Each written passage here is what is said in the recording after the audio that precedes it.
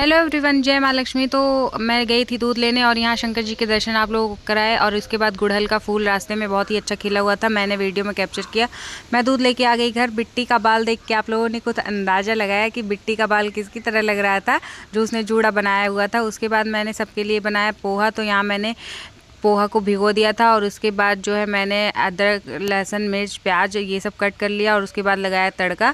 और यहाँ पे ऐड कर दिया मूंगफली का दाना और इसमें धनिया पत्ता और नमक ऐड करके इसको सर्व कर दिया था। इसमें थोड़ी सी नमकीन ऐड करी, जो कि बहुत ही अच्छा लगता है। बिना नमकीन के पोहे में मज़ा नहीं आता। उसके बाद मम्मी ने कट कर दिया था पपीता, जो कि सबके लिए कट किया था। उसके बाद मैंने इसको भी थोड़ा सा खा लिया था और उसके बाद मैं चली गई थी बाग में, बैठ गई थी। तो वहाँ बाबू भी मेरे साथ बैठी हुई थी और हम दोनों बाग में बैठ के खूब मज़े किए। वो मेरे साथ बहुत ही खेल रही थी और उसको भी बाहर का माहौल बहुत ही ज़्यादा पसंद आया। मिलते हैं नेक्स्ट वीडियो में। Bye bye, take care all, जय माँ लक्ष्मी।